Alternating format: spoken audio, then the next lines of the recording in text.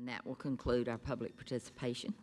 Item 11, action is necessary or appropriate on matters discussed in executive session. I will entertain a motion for the items we need to. Mr. Lovelace. Madam Chairman, I would like to introduce a motion that we vote on items A, which were selected employment items, Exhibit A, and item B, 2021, 2022 reappointments, Exhibit B, as we discussed in executive session. Is there a second? Ms. Hines seconds. Any discussion? Seeing none, let's vote. All those in favor? And it's 7-0. And that is it for executive session motions. 12, second and final reading proposed for the 2021-2022 capital budget as seen in Exhibit F. Is that Clay? Ms. Hammond, we do not have a presentation. If we'd like one this evening, we can certainly. Okay. There have not been any So, revisions, but in a way that I can bring some context. I'm appreciative of the advisory committees that we've had underway, helping us formulate our ESSER II projected spending. The board can expect that from me and the rest of the administration, and I can share with the community that there's been some misinformation or either misunderstanding in the community. I'm consistent to stay with these advisories when we're looking at the use of funds, that these decisions will be of all available funds in School District 5 to make sure that our students and staff have a safe physical environment for learning and for working. So what you see this evening is consistent with what you've seen presented at previous meetings. If you have any questions, we can certainly bring staff to the microphone to answer questions that you may have, but we have listened to make sure that we've tried to reflect the things that you've asked, in addition to what we're deciding to be bringing to you for ESSER II funds when it's time for that during our upcoming planning. Right, that's our presentation. Okay, this is second and final reading, so do I have a motion? Oh, I see Ms. Gardner, thank you. I move that we approve the second and final reading of the proposed 2021-22 capital budget as shown in Exhibit F. Do I have a second? I have a second from Ms. Hines. Any discussion? Ms. I have a Huddle. question. Sure. I have two questions, actually. The first question is on the athletic training room renovations and things like that. Does that include the equipment as well? Okay, yes. Okay, got a yes. Mr. Cannon, can you come to the mic to make sure we get that of record? Everyone can't see a head nod, so if you will make sure that that is verbally of record.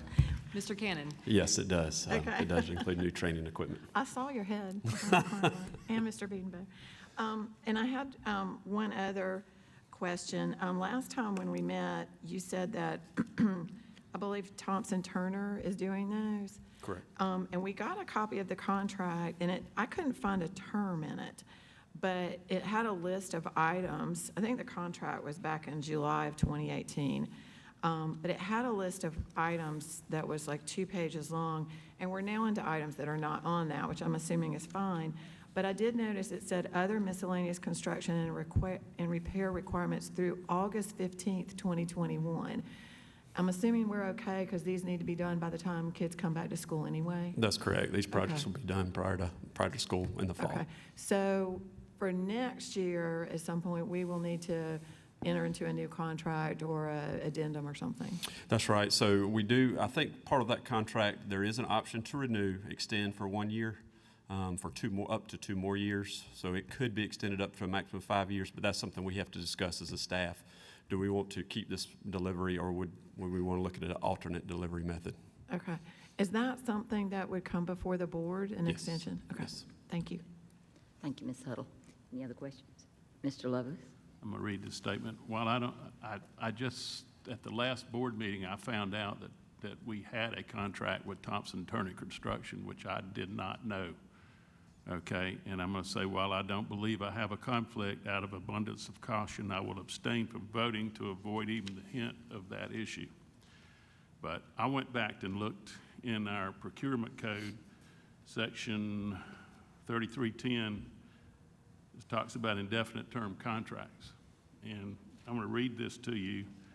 in section 3310.1.1, construction services. When construction services contracts are awarded, each contract shall be limited to a total expenditure of $750,000 for a 2-year period, with individual project expenditures not to exceed $150,000. And it's been brought to my attention that will have spent over $20 million with this company. And I went back, that contract that you're talking about was dated on May 18, 2018. That was before I was elected to the board. So I think that needs to be discussed. I mean, I don't see how we're doing this with an indefinite term contract, because we've not bid this work since 2018, and those projects that you're talking about were never even on the list of projects. Ms. Hammond, if I may respond to that, Mr. Cannon, that was prior to your tenure, and I won't talk about prior to another tenure as well, but I will say as superintendent, this is my responsibility, Mr. Lovelace. I regret that you have that concern, and I found out about it this way, but I appreciate that you brought it to my attention, and I can assure you this administration will make sure that we are mindful of that. Ms. Rawls is making notes, I see already, as would Mr. Beedenbow, and between Ms. Rawls, Mr. Beedenbow, Mr. Cannon, and myself, I can assure you our procurement is of great importance, and I have heard this board loud and clear. And during my tenure, I hope this board and the previous board has seen that we are committed to making sure that we're doing things correctly. So, Mr. Lovelace, thank you for that information, and if you could share that with me, that we could follow up and have that. Although I've taken notes, I would prefer to have the notes that you would like to pass along for our review after the meeting or whenever you feel it's appropriate. Thank you. So we will go back to the second and final reading proposal of 2021-2022 capital budget. All those in favor, raise your hand. And it's 6 with an abstention, right? With 1 abstention. Okay, item 13, resolution adoption 2021 spring South Carolina Association of Government Organizations, SCAGO, General Obligation Bond Program, as seen in Exhibit G. Ms. Hammond, thank you so much. I have our Chief Finance Officer, Ms. Rawls, back at the podium. As Ms. Hammond's referenced, this is Exhibit G this evening. Ms. Rawls. Yes, ma'am. Madam Chair, members of the board, Dr. Melton, I have Mike Gallagher with me as well tonight if you have any questions. But what we are asking for is approval to issue bonds with the SCAGO bond sale that will occur. The sale actual close date is in April of 2021, which will provide for funding for our summer projects and for our technology needs under the capital budget. It's a $12,500,000 resolution that you would be authorizing the board or authorizing the district to issue the bonds. Thank you. Yes, ma'am. Do I have a motion? Yes. Before, to discuss it. Do I have a motion? Ms. Gardner. I move that we approve the resolution adoption of 2021 Spring South Carolina Association of Government Organizations, SCAGO, General Obligation Bond Program as seen in Exhibit G. Thank you. Is there a second? I have a second from Ms. Hines. Now discussion. Ms. Huddle? So why are we borrowing $2.5 million more than the capital budget? We won't necessarily borrow that much. This will be the limit. We cannot exceed this limit here. It's just, they give you a little bit of wiggle room generally when they do a bond resolution. Correct me if I'm wrong, but I sent you some questions, and you said that if we get more than the capital budget, then the district still would be limited in spending the $10 million, right? That's under the capital budget without coming back. Anything board. above what you all authorized in the capital budget would have to come back to you before spending. Okay. Yes, ma'am. There is a contingency fund in there, so there may be some funds that are in that area that would be, if once a project is identified, that they would need to come before you for approval. Okay.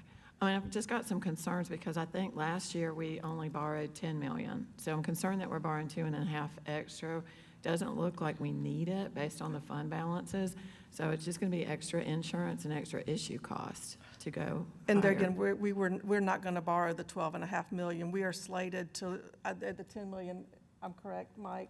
At the current mill rate, you would be able to get $11.7 million.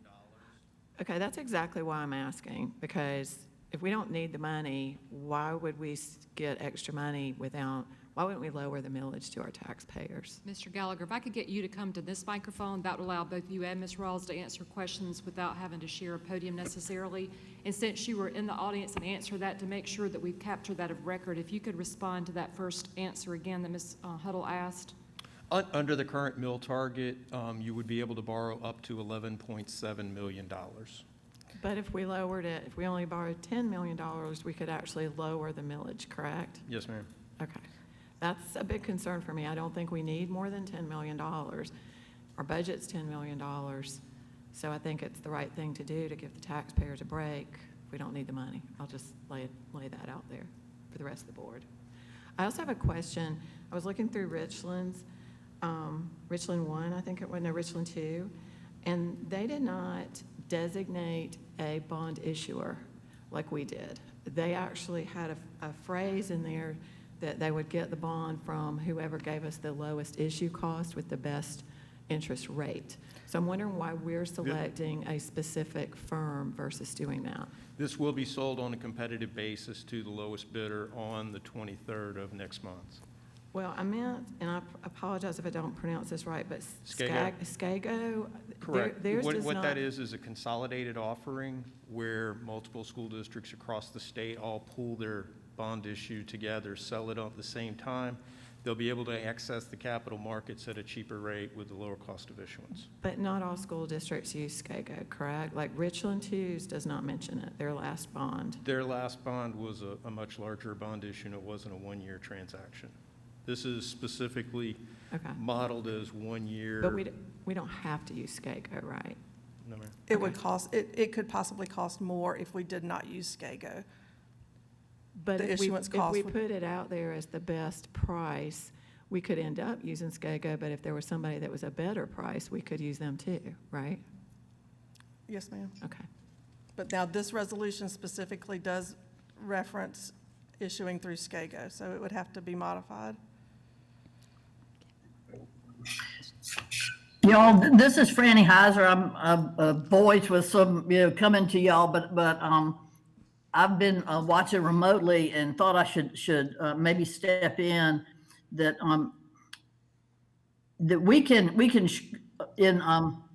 with respect to this particular school district, Lynn Richardson, your most recent CFO, made the recommendation to the school district for y'all to go through the SCAGO program because he saw it as the low interest rate, prorated cost of issuance, and ease and convenience on his part, where you would not have to do your own official statement, particularly for your type of borrowing, where you borrow in the spring for your projects that you do and complete in the summer, and you pay it back in March, and then you come back again the next spring and continue to issue that 1 year debt.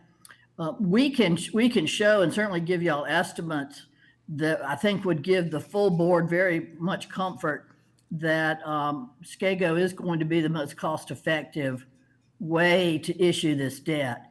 The two ways the school district can go, they all have to be competitive, so it has to be a bid situation.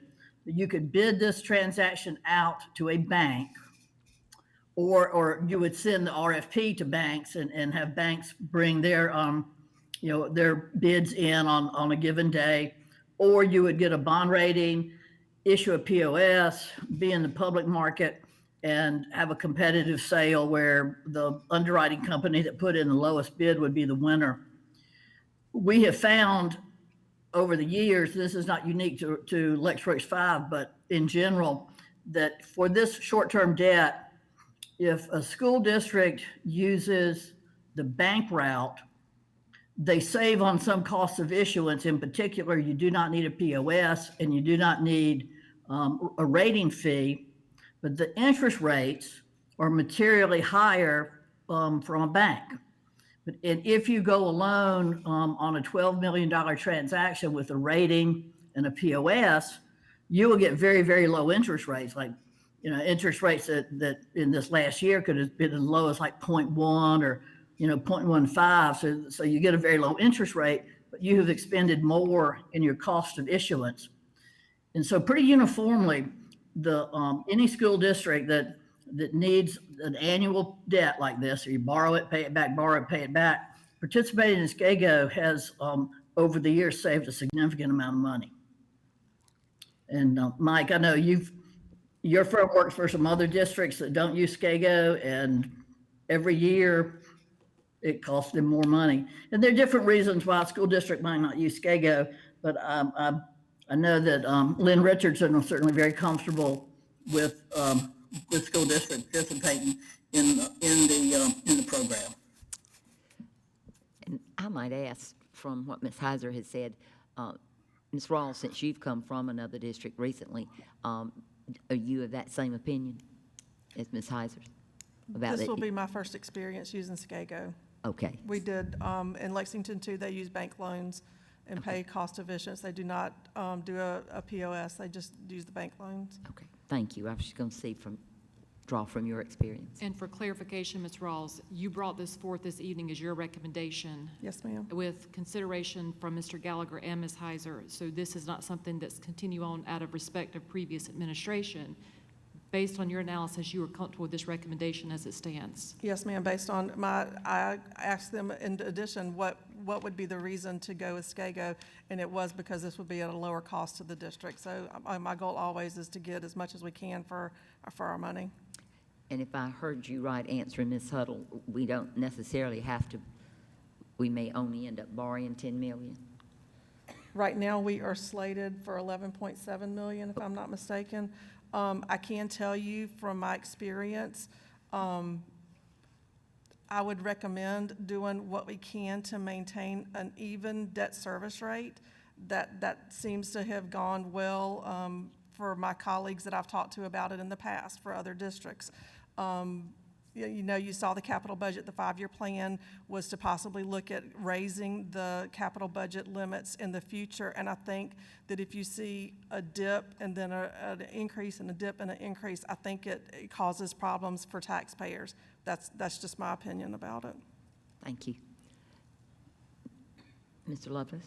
This, Dr. Melton, correct me if I'm wrong here, because I might be, but last year, we sequestered $6.4 million in capital improvement funds that we did not plan to use because we were worried about the capital improvement cost of COVID.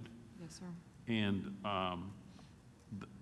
the way I looked at these reports that, and it looked like that we had spent the majority of those funds. Is that the case, or did we, I thought we were sequestering and that we were only going to do very minor construction projects. Let's make sure we calibrate, Mr. Lovelace. And Mr. Cannon, you and I have not prepared for this one, so let's make sure what we share is accurate. I'm not going from what we think is right or what we believe. We're going to speak with accuracy, and if we can't, we won't. So excuse me, we're live. And because we're live, I need to make sure I say that because our word is our reputation, and I take that very, very seriously. We sequestered when it came to general fund. We suspended spending a year ago, March of 2020. And then once the new budget passed for July of 2020, we released 90% of the general funds to our school administration and district administration, and we sequestered 10% of that. That's general fund. Mr. Cannon, when it came to capital, talk us through what you are confident is defensible. Sure. So the $10 million that we approved for this current fiscal year, we've spent that money for our capital improvements. What we held was the fund balance money. It was approximately $2.8 million, I think.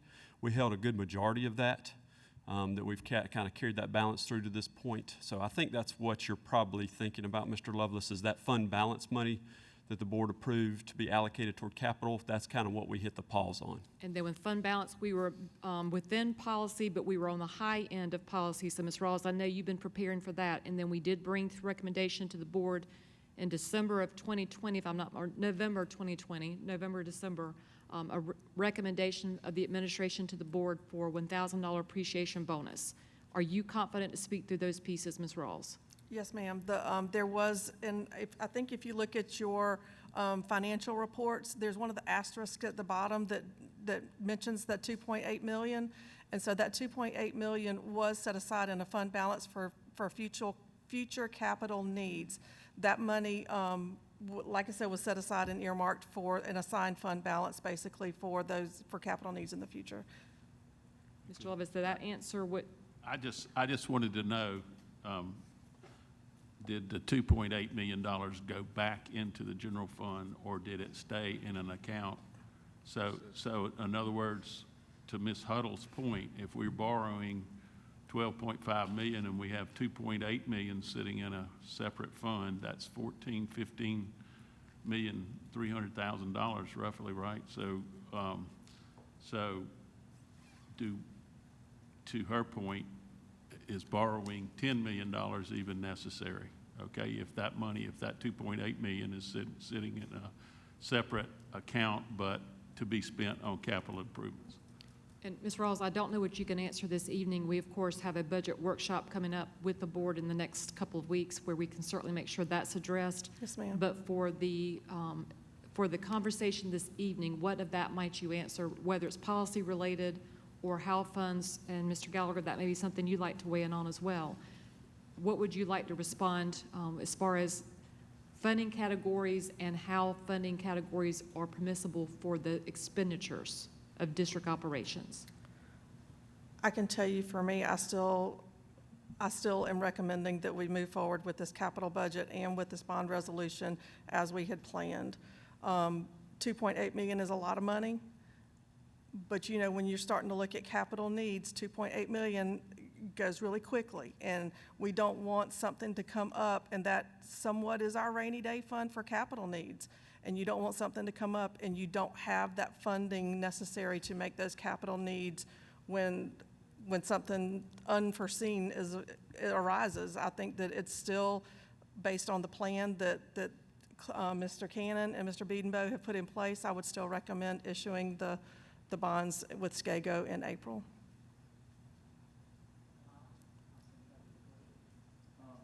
Sorry, I did.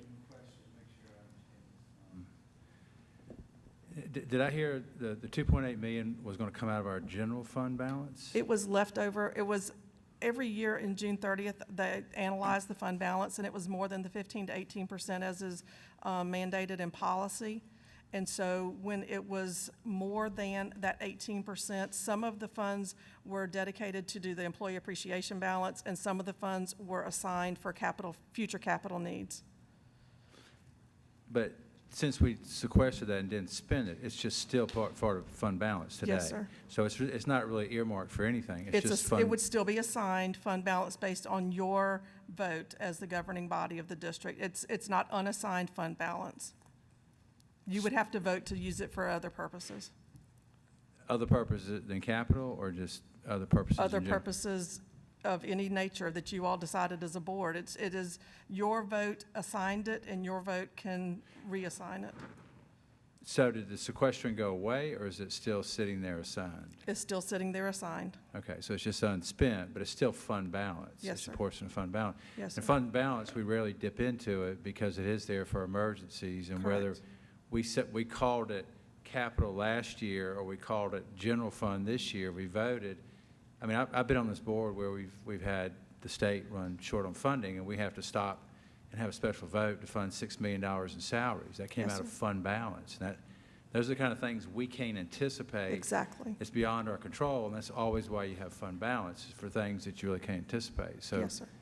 I don't view this as money we have to spend. I view it as money we could have spent, and we probably ought to leave it alone. What you're saying is still continue with the plan you have, and that money's still there for emergencies. That would be my And recommendation. this is not an emergency. This is just routine stuff this year. Ms. Huddle. I think we're kind of comparing apples and oranges, though. There's the general fund balance, and there's the capital fund balance, right? And in the capital funds, don't we have like $26 million right now? There are capital funds. What Mr. White is talking about is a general fund assigned for capital needs. So there is an amount in general fund, in the fund balance, that has assignment for capital improvements as they should arise. Right. But we also, in the capital funds, how many millions of dollars do we have right Now, now? that would also include the Piney Woods School. So, I mean, some of that 29 million would be for Piney Woods as well. Yes, ma'am. but there's not that much left there, right? I mean, No. exactly. So we still have many millions in our capital fund There are some, balance. but they are budgeted funds based on prior year's capital budgets that have been approved by the board. So there may be still some projects that have not been completed that are still in the plans and in the works to be completed. Well, we've had the discussion and we've had the, a motion and a second, so I would. Ms. Hammond, entertain I'd the- like to make an amendment.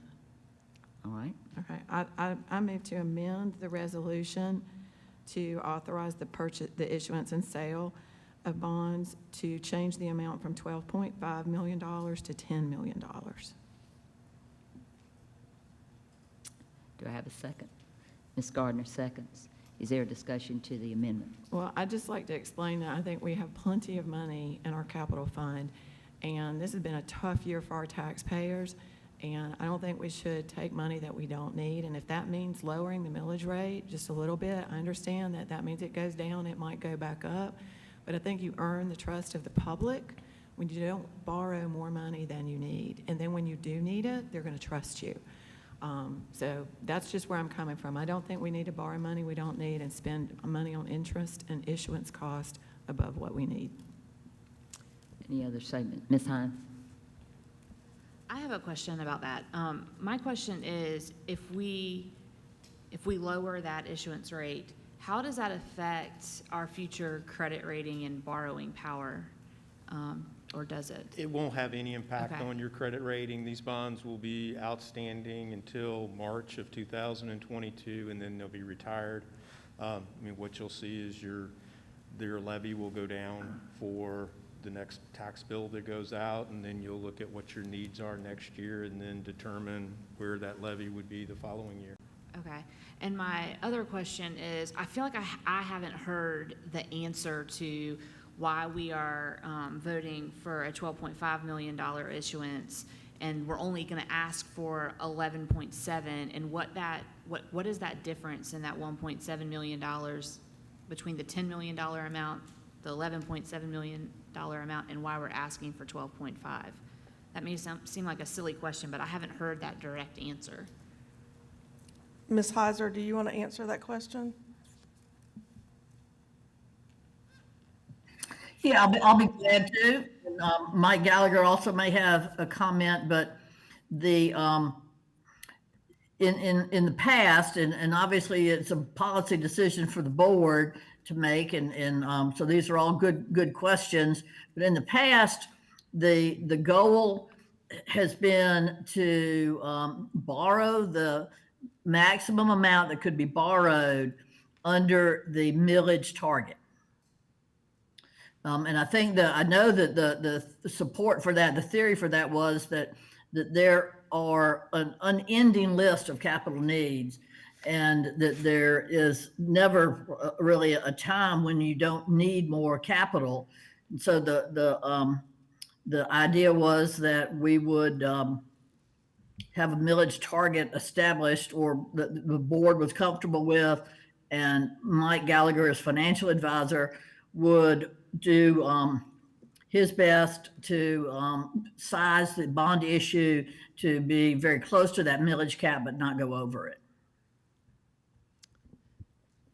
Any other questions? Mr. White? No, I just want to make a comment.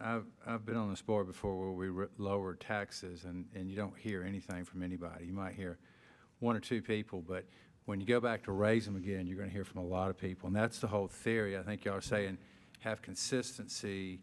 And I know, Mr. Lovelace, you've been encouraging more expenditures on upfitting, and the people who do this and experienced advisors we're relying upon are saying this is the better practice. I don't think we should be, coming back and right-sizing it based on what we think, and we ought to be doing it based on what our advisors are telling us. But I know it's going to create more response when you go back to rate. And if we're just moving it around $1 million or up $1 million or down $1 million, and we got to come back and raise it again next year, it's just going to be a complaint. So, I mean, if consistency and having the money and keeping this money in reserves are y'all's recommendations, I think that's the better course for us as a board.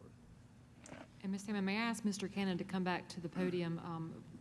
we want to make sure that our responses are clear. So, Mr. Cannon, can you clarify the remaining balance that we have that has not been used currently for this fiscal year? Correct. So something I wanted to clarify, the fund balance from the general fund last year was 2.8 million designated for capital improvements.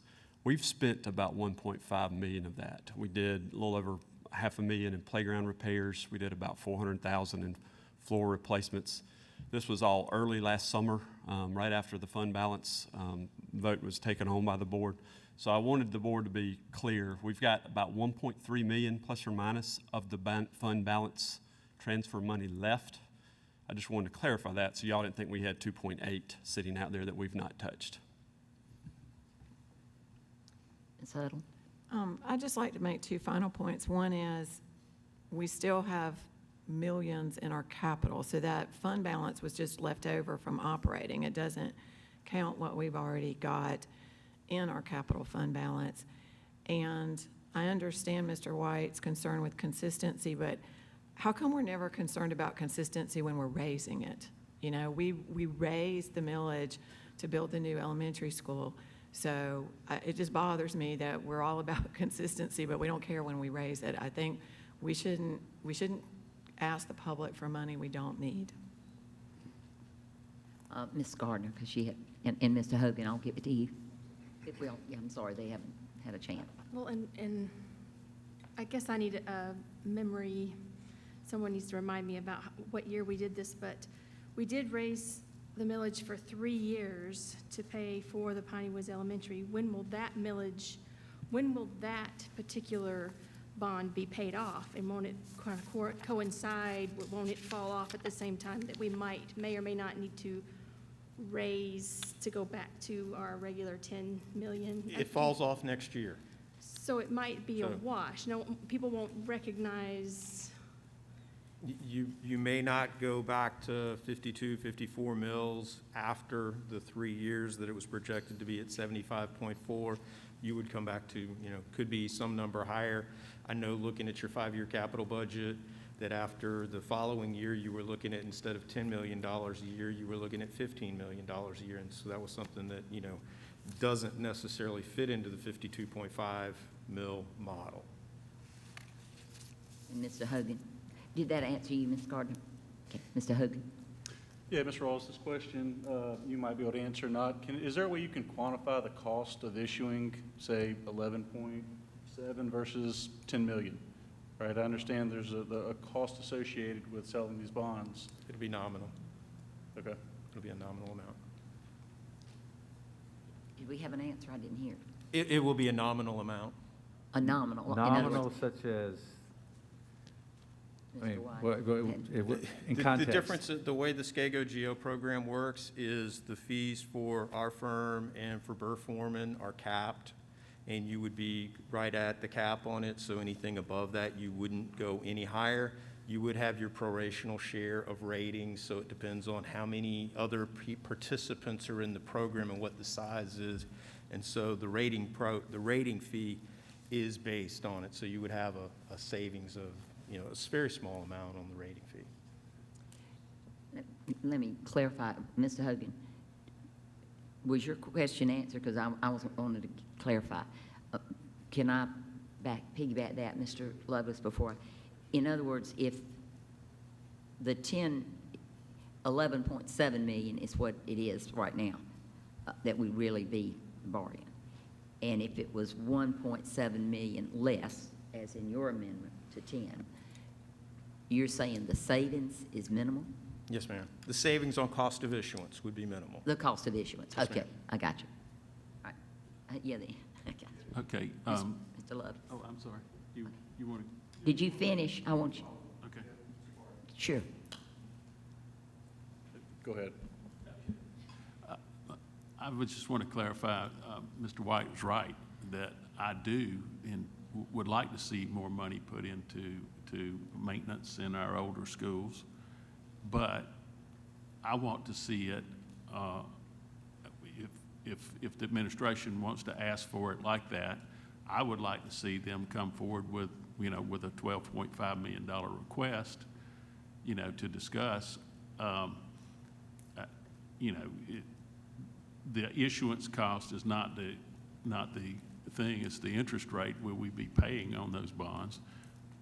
You know, it may be paid off in a year. That may not be that much money, but it still is going to be, you know, money that our taxpayers would be required to repay. So what I was saying was that I wanted, and I think Ms. Huddle is too, I mean, I don't want to put words in her mouth, but that we want, if we are going to have a capital budget improvement program for $12.5 million, we need to say that, and then we need to bring that forth. And then if we were going to have one for $10 million, we need to say that and bring it forth. But there's a difference in the two, and I think that's what we're trying to say here. Any other? Mr. Hogan? I apologize. With the chance of asking for 10, is there a threat or a risk of us asking for 10 and not getting it, right? We're pretty much guaranteed, correct? Well, I mean, that's what you're going to, if you tell us you want $10 million, we'll size the issue out and put it in at $10 million. Okay. So, but just so I'm clear, we're asking for 12.5, but we know we're going to get 11.7? We're asking a not to exceed of 12.5. When we run the calculation, we were looking at, based on your last audit, at the mill rate, we were at $11.7 million at the 75.4 mills. But sometimes we'll call and see, is there any excess funds sitting at the county treasurer's office? And so that's why there's a buffer in there to provide flexibility. Got any other? Mr. White?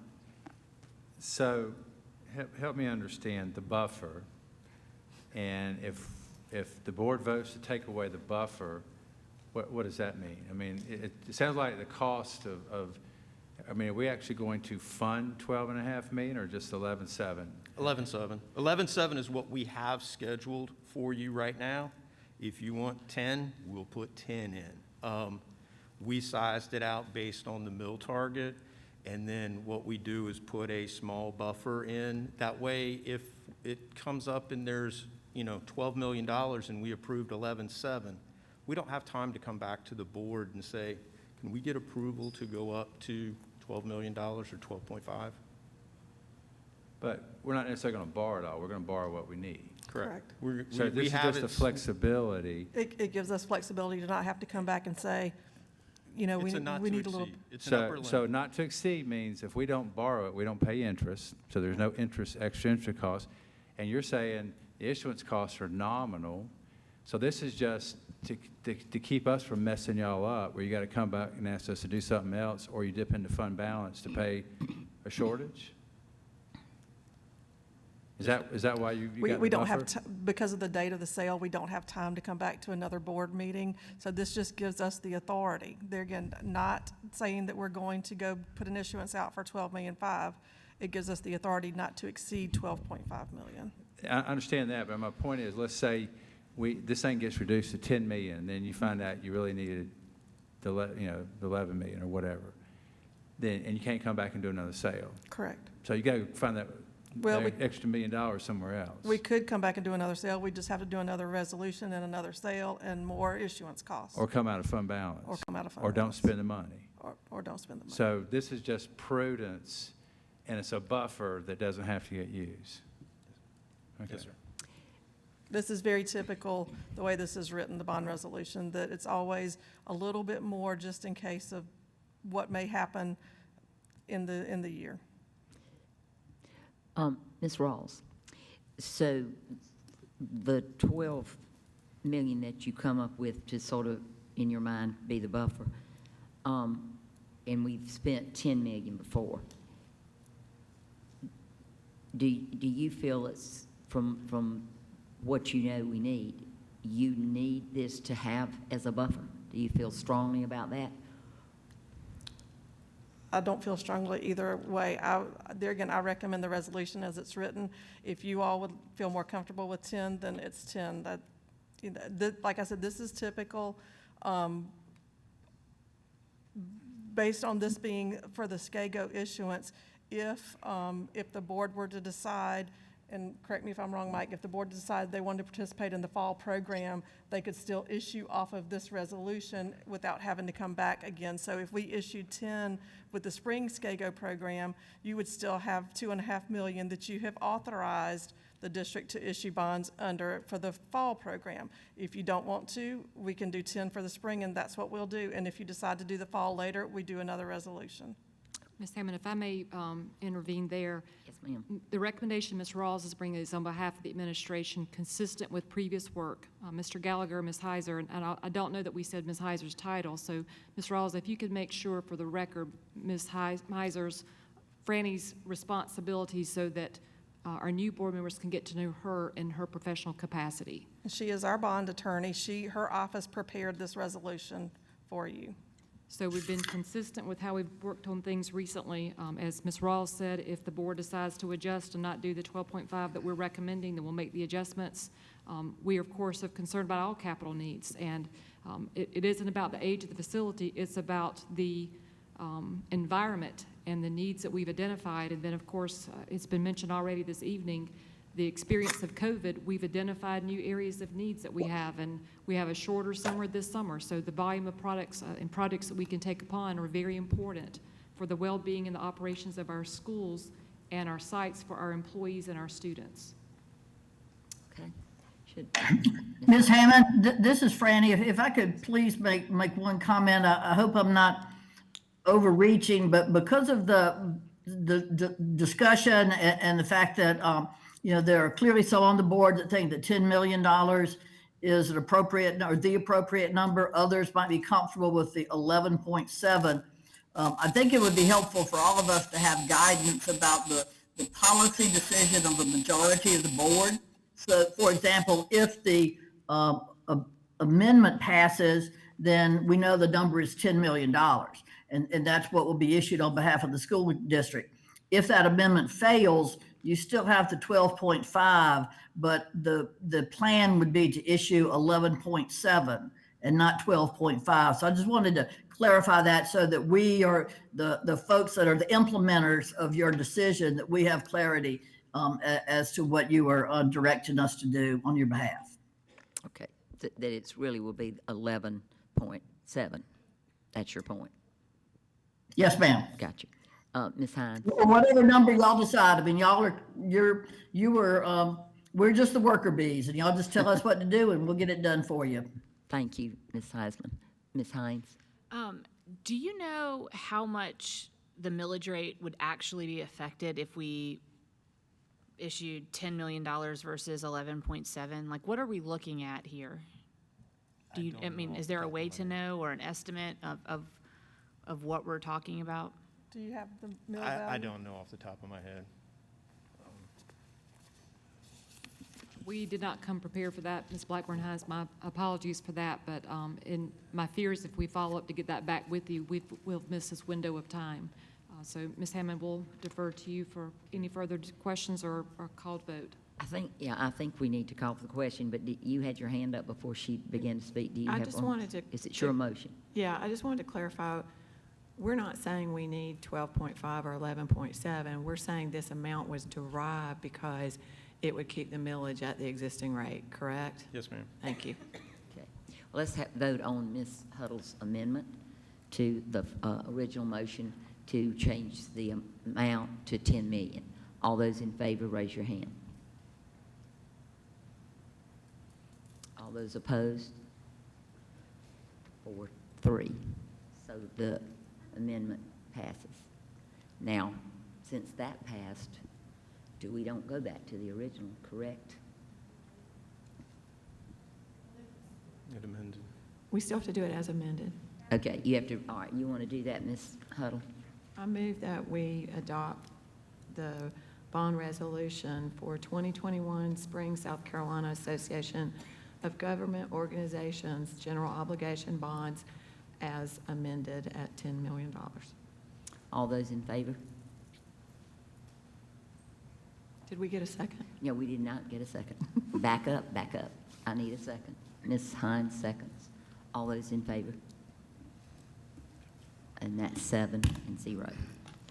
Thank you. Thank you. Thank you so much.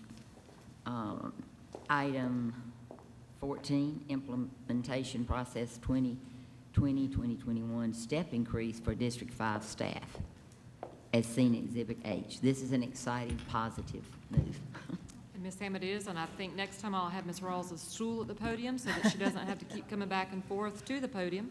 As Ms. Hammond referenced already, this is Exhibit H regarding step increase. Ms. Rawls, we're celebrating the update that we have from our General Assembly and the plans of School District 5. So, Ms. Rawls. Yes, ma'am. On March the 10th, the General Assembly passed the bill approving the 2020-2021 step increase for teachers, and it was signed by the governor on March 11th. Just for you all that are new to the board, the step increase will be funded by the state at the state's portion of the teacher salaries. It will not fund 100% of the teacher salaries. It will fund the state-funded portion and the fringe associated with that. The bill requires that we pay teachers the one-time lump sum payment no later than June 15th, or you can use an alternate system if you want to catch them up on the retro and have a new pay going forward. We are looking at the one-time payment no later than June 15th. And it states that the eligible portion was fulfilling the step increase for this year, and it will apply to all employees that were fulfilling their contract, all teachers that were fulfilling their contract as of March 1st. So if someone resigned prior to March 1st, the bill did not cover the step increase for that individual. These are estimated costs. I stress estimated. The state will fund approximately $1.8 million based on the current teacher salaries that District 5 is incurring, plus the fringe. It'll be approximately a $200,000 cost to the district to fund the local portion of that. And I'll give you an idea. A first-year teacher with a bachelor's degree, the state minimum salary scale is $35,000. District 5's District 5's salary for that individual is $38,746. It's about a 10% increase for the local portion. To pass on the step increase to all other staff, including the fringe, will be approximately $1,350,000.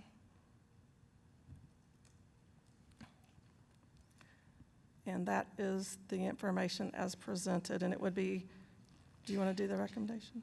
Well, I'd like for us to do it together. So, of course, the recommendation of the administration is to make sure that this is available to all staff. There's been a history of School District 5 that all means all, and everyone, of course, contributes to our success here in School District 5. So we appreciate the General Assembly's work. Originally, this was part of the board's. The board passed this fiscal year budget, and then, of course, we had to come back and amend this budget, and now we're back to nearly where we started.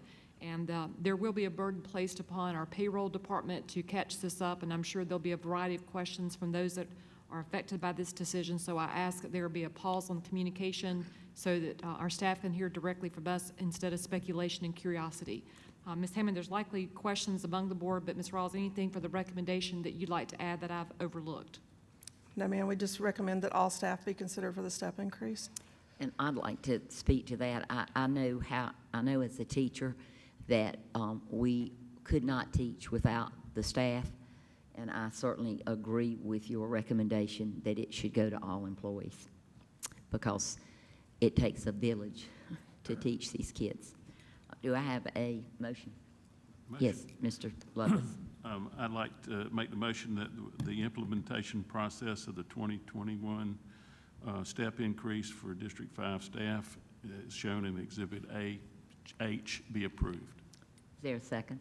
Ms. Gardner seconds. Any discussion? We're excited about it.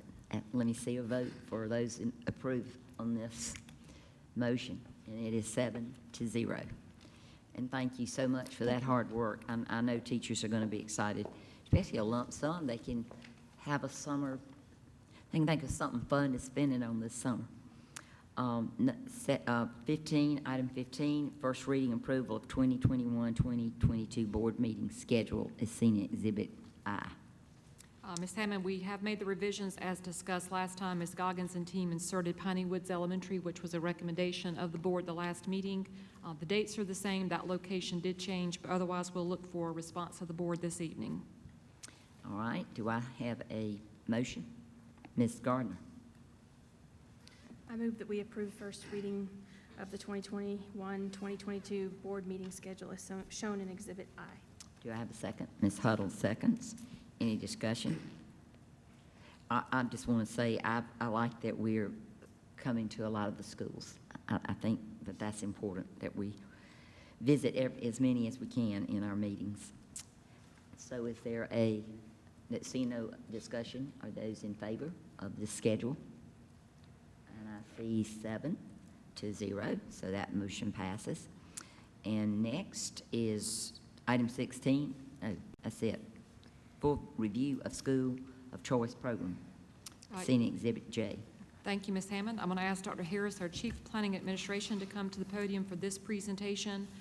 This, of course, was a request of the Board of Action at a previous meeting, asking for a full report. So Dr. Harris has combined a summary, and he has an introduction to make this evening as well that helped him with the materials that are collected for this evening. Dr. Harris. Thank you, Dr. Melton, members of the board, and our general community. I'm certainly happy to share with you a full review as requested regarding the school of choice programs. And though I come as one, I certainly stand as many, because there are several persons who could very easily make this presentation. And as Dr. Melton has indicated, there are at least two who are here who I'd like to acknowledge, both Director Sarah Wheeler and Director Dave Wiseman, who are both very actively involved in the day-to-day operations of choice and magnet programs. And they are here and certainly will be available as well for any responses to any questions that you might have. There are a couple of things that we'd like to try to cover on tonight that speak to our review.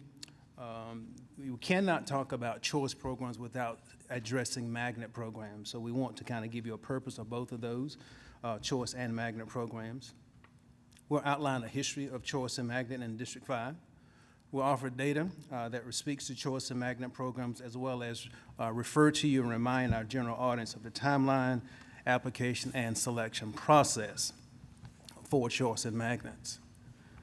When we think about the purpose of choice and magnets, you know, they really give us options to our community. We like to refer to it as a menu of options that based on needs and areas of importance to the community, to families and students in particular. It keeps all of our schools viable.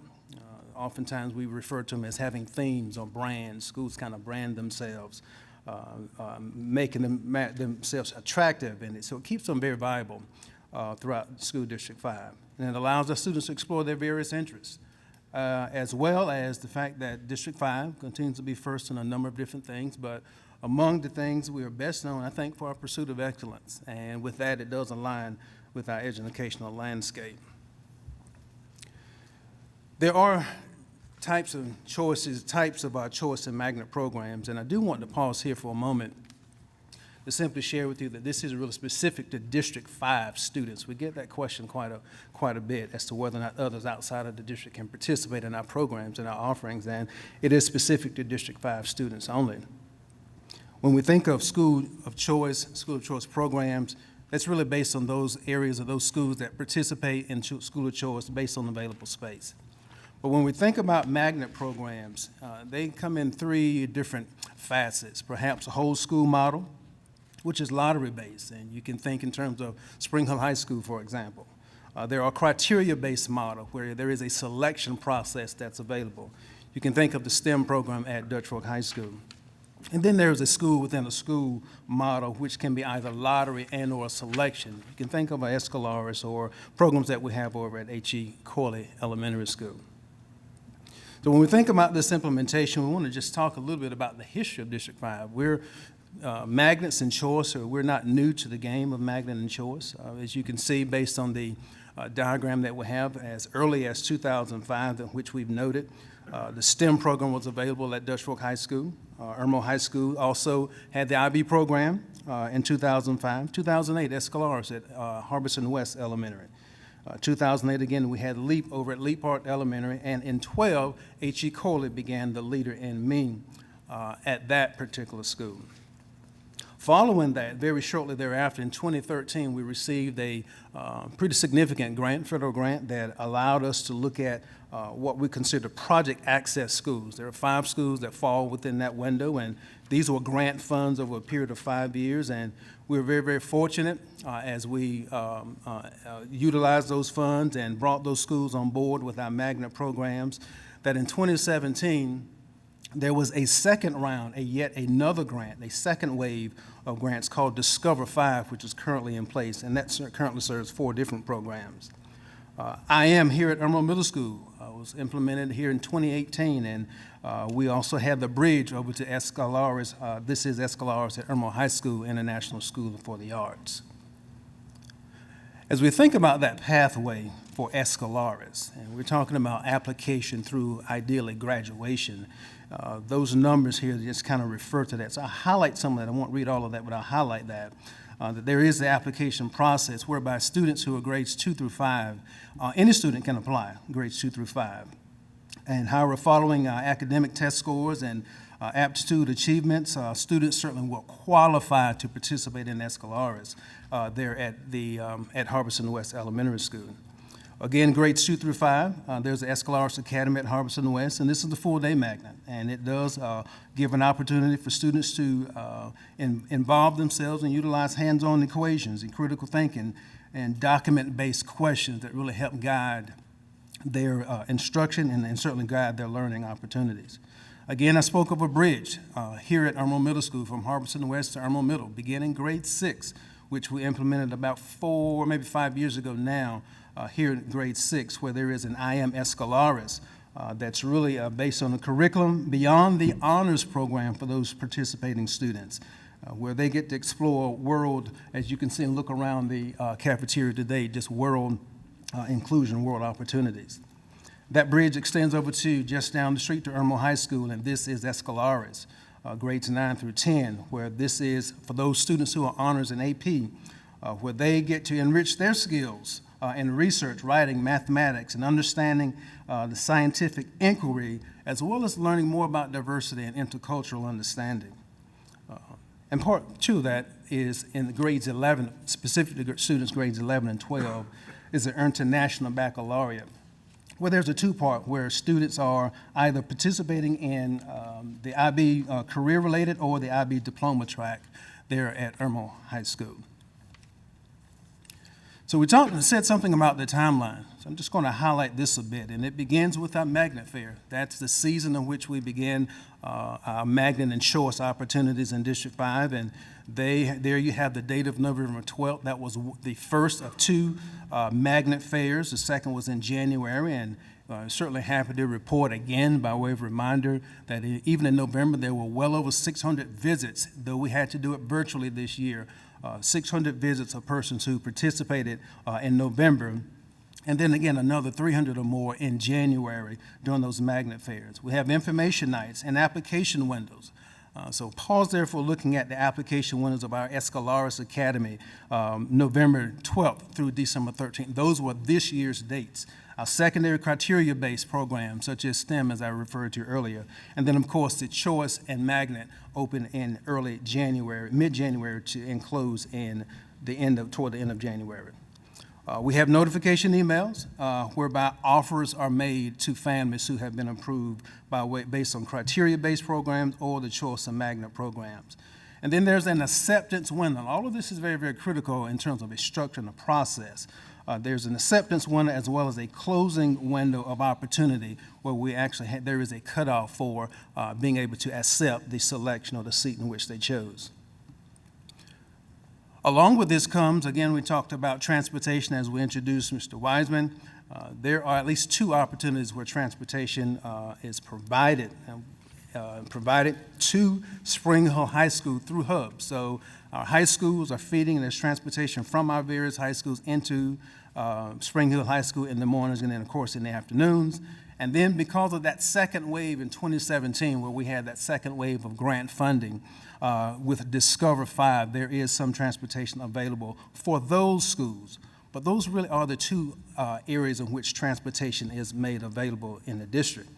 Other magnet schools or other programs do not have transportation made available, nor does School of Choice. Those schools that are open to School of Choice, they too do not have transportation available to them. Again, I talked about that application and selection process. Again, there is from application through acceptance. And I'll simply highlight a little bit here. There's quite a bit of verbiage there, but I won't read all of that. But it does, again, remind us about one online application for choice and magnets. We also talk about the choice and magnet programs are a random lottery application where there's a selection following that random lottery.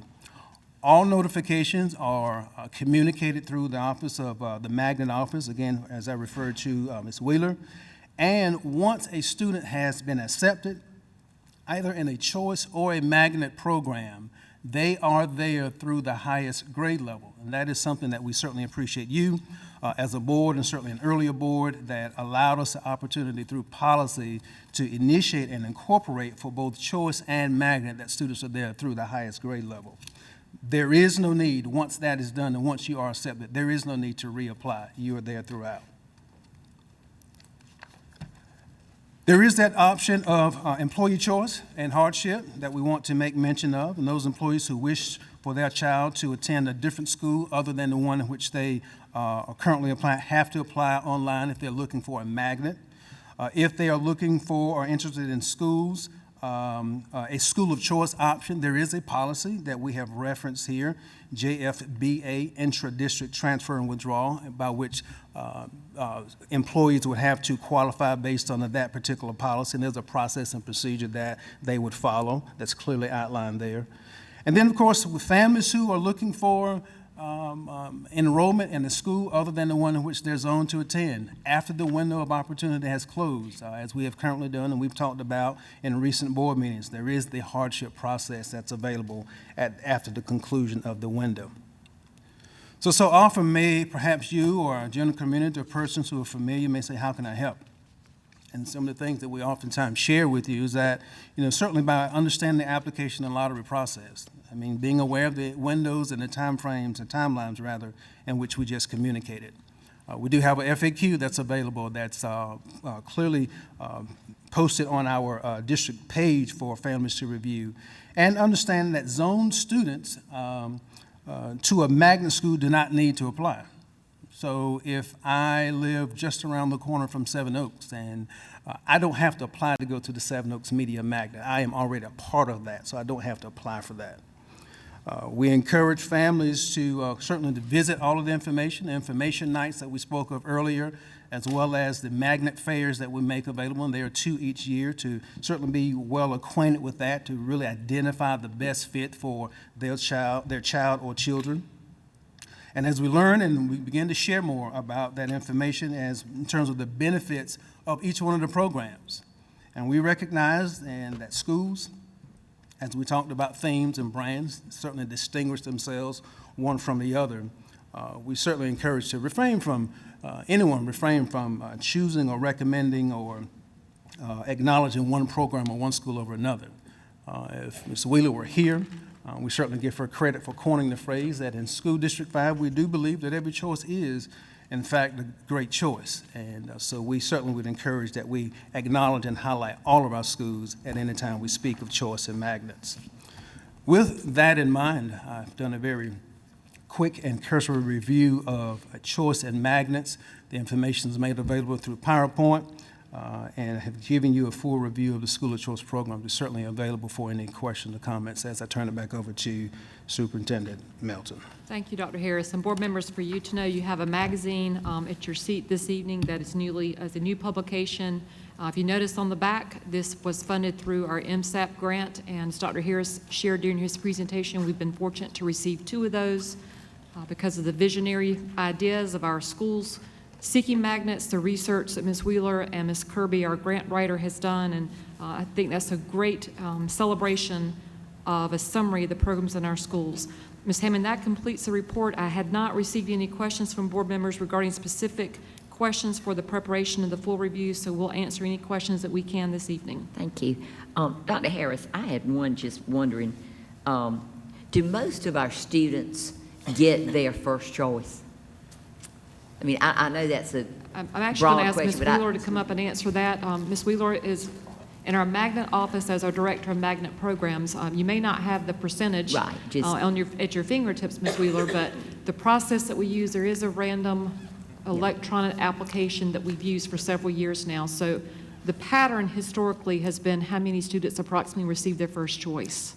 At least 85 to 90% Good. receive their first choice. Good, because I know it's such a variety of, we have a great variety to choose from. And then, I was thinking, would we have a population that there were 2 or 3 that would just fill up and then but it's good to hear that 80, that's a great rate. That was on my mind to ask that. That was really the only question, but I'll ask the board.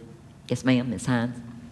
I just have a question about the timeline in our current situation. I've gotten a lot of questions about when parents can expect the application window to open for choice for Piney Woods. I know that there is some upcoming events for the school for the zone students, and that question has been asked. Thank you, Ms. Blackburn-Hines. I'll ask Dr. Harris to work on that. He and Ms. Goggins have been working very closely with Ms. Paschal, of course, using the motions and the action of the board recently. So Dr. Harris, update for Piney Woods. Thank you for that question, and we're certainly prepared. We have been working very, very close with Piney Woods Principal Paschal. Quite frankly, Ms. Blackburn-Hines, we wanted to participate in tonight's conversation to have a better understanding as to the direction should the board choose for choice in magnet programs. So with that in mind, we are certainly prepared to engage in that in the coming days to launch that for Piney Woods Elementary School. Ms. Huddle? I have a related question to that. I was looking at, I know currently Chapin is on the school of choice, high school. Chapin High School. But the Malone McBroom study shows, I think, a projected like 15 or 17%. It was a lot. Anyway, are there any concerns or any thought to keeping school of choice within an attendance area so that, like Piney Woods has room right now, but if those kids, like I'll just back up here. I got a call from a parent who got their child into an elementary school of choice in the Dutch Fork area, but then their kid now can't go to Dutch Fork Middle because it's not a school of choice.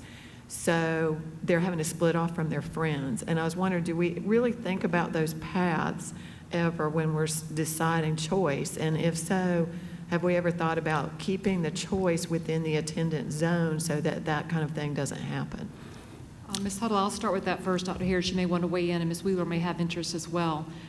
You saw the timeline back to 2005, so we've tried to make sure. Originally, there were the 2 high school choices of IB and STEM at Dutch Fork High School, and then went to the opposite end of the spectrum to add Escalares at Harbison West. So during this time between then, we tried to make sure there was a bridge that if families got into choice that they could pursue and continue that. Of course, Dutch Fork Middle School has not had a magnet theme. They are a STEM-focused school, but because of capacity issues, Dutch Fork Middle has not been historically open to choice because there have not been available seats there.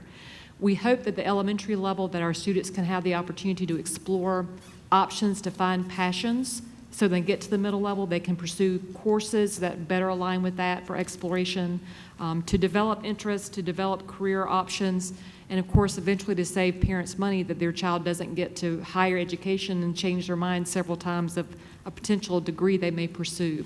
If we limit to a particular community with the federal magnet grant that we have used, I have 2 cycles now, we're looking at equity and we're looking at access and opportunities for all students.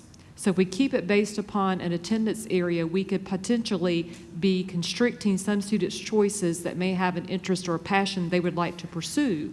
And then on the flip side of that, it would disrupt the processes that we have to make sure that there's a calibration across the district and that magnet programs have the option to be open to all, that your proximity gives you an advantage over someone else if you have an interest or passion to develop for that. I don't know if either Dr. Harris or Ms. Wheeler would like to add, or Mr. Giuliano, so I'll look to them. I may have overlooked something in that response. Dr. Harris, okay? Ms. Wheeler, Mr. G? I think they said you did a great job. I'm a little bit passionate about magnets and instructional programs. So the parents really need to understand it's a program, not a pathway. So don't go to Piney Woods expecting you're necessarily going to get to go to Chapin High School, because that might not happen. Great question. So there's a difference between school of choice and magnet themes.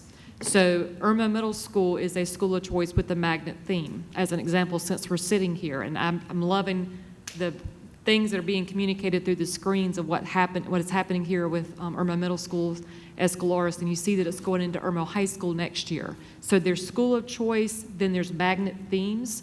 The more we can encourage our community to understand, the more acclimated this becomes and part of our language and lingo so that parents can understand. We've seen an increase of those families that have been here in School District 5 and understanding, but those that are new or haven't had children in schools, we've still got to reach them, that we can educate them so that they can make the best educational decisions for their children. So whatever we could do, and that's why that slide that Dr. Harris showed next to last is so important, of how can you help as many people as we can get involved with this. We enjoy putting Ms. Wheeler on the road so that she can get out and talk about magnets. We just have to have a timer going because she would take a whole meeting of any group that may be convening. So anyone that may be listening this evening, we would love to offer the opportunity to get out and have discussion about this, because the more our community's engaged, the more partnerships we can create, the more communication we can have to make it relevant to families.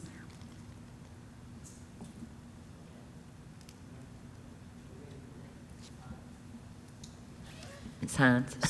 So I have some more questions about the schools that are open for choice and their capacity numbers, and how many students and how many choice slots are open per school, and how that plays into our capacity numbers when we look at, kind of like when we were talking about redistricting, and when we move forward in the, whenever that is.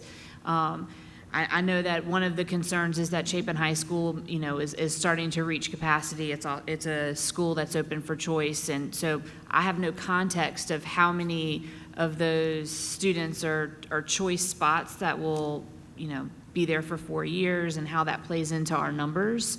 And I feel like a few of these schools are close to capacity throughout the district, and kind of compare that or contrast that to Piney Woods, which is going to start way below capacity, and how many spots will we have open for that school, and how will that be impacted in the next few years with growth?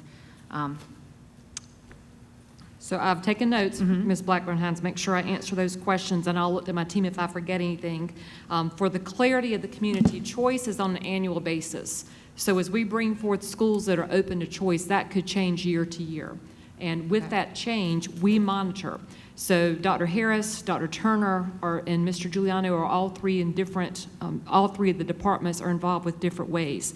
So using Chapin High School as the example that you requested some information about, if we see the incoming cohort of the 21-22 school year allows, and I'm going to make this up, I'll say 999, because I know that no one can misinterpret and use that number against me. 999 available seats at Chapin High School. Of course, that is so far out there it can't be used against me by our secondary sources of information.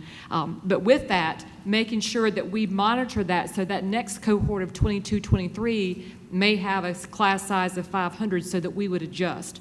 If on the flip side of that, that next cohort has 1,100 students exceeding that 999, we would downsize and limit those seats that are available. So school of choice is going to change year to year based upon the available staff. If Dr. Turner were at the microphone, she would tell you that I have told her not to increase staffing. So when she and Dr. Harris look at the available class size, they're looking at currently allocated staff, using instructional policies for staffing that Mr. Giuliano is responsible for, to make sure that we are staffing appropriate to class size expectations of this board so that we fill available seats. So the number for Piney Woods, as your example, would change.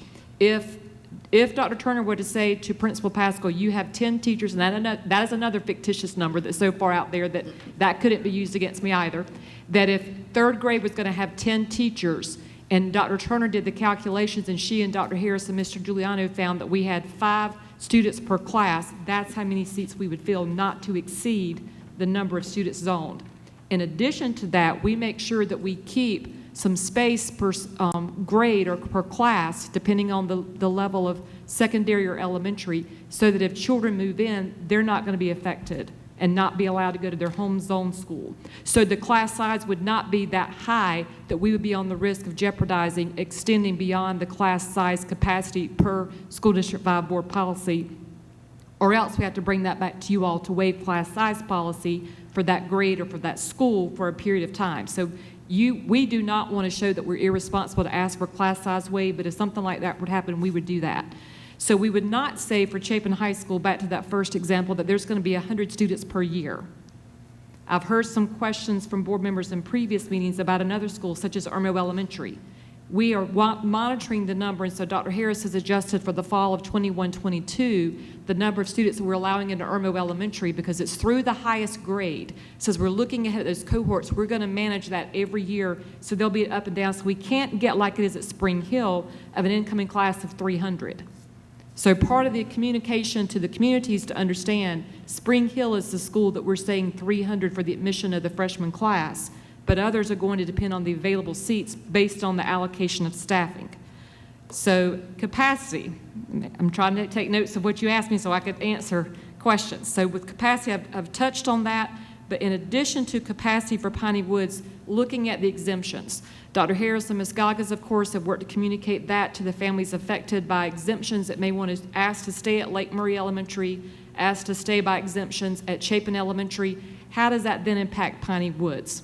So we have the expectation of how many students are projected to be zoned for Piney Woods, then we'll subtract the exemptions of those that took the opportunity to be exempted, and then we'll see what available seats we have at that point. Ms. Blackburn-Hines, did I answer your questions? Yes, thank you very much. Dr. Harris, what did I forget? Nothing. She gets another A+. See? That's a teacher Where's right my there. cookie, Mr. Beanville? I need one more cookie. Ms. Huddle? I had one question about the project access. I think you said we had a 5-year contract, and based on the dates, I guess the 5 years is up. So how does the cost of running those programs, so I guess we're picking up the cost now since we don't have the grant ran out, is that right? And so I guess that's my question. And then also, are we getting enough participation in those programs to make it worth it? Great question, Ms. Huddle. I'll ask Ms. Wheeler to make her way to the microphone. So I've pulled this slide back up here for you all to see. Project Access from 2013 was the first of 2 federal grants that we received specifically for magnets. And then you see 2017 Discover 5 is the one that's currently in operation. So Project Access has subsided for those funds. It was 5 programs at that time, but the number of years changed with the second cycle. So I'll ask Ms. Wheeler to talk about that. There were some positions, and I'll use Dutch Fork Elementary Academy of Environmental Science as an example. We had a specialized position there for the environmental science program at Dutch Fork Elementary. And because of the need of that lead teacher position, that became of a priority so that that position became a position that we continued in School District 5 based upon the current allocation of staffing of that school. Of course, when a school may be a title school, such as a Dutch Fork Elementary, Elite Part Elementary, there may be some specialized positions where they start using Title I funds for that, or that may be something we bring back to the board and say, this position is important, and there aren't title funds for it. There isn't a current FTE that we could reposition or repurpose towards that, so then we may ask for an additional FTE for that reason. Ms. Wheeler, when it comes to the funding, Discover 5 had a different number of years as compared to Project Access. So if you'll talk briefly about the differences of years and how that was funding through federal funds of magnet programs. Exactly. Project Access, which we received in 2013, was a 3-year grant. And they always allow, if you don't expend the entire amount, they allow you a no-cost extension 1 year. So we had funding for 4 years. During that time, it is a top priority to build in sustainability. So a lot of the bigger ticket items are bought initially with the funds that are available.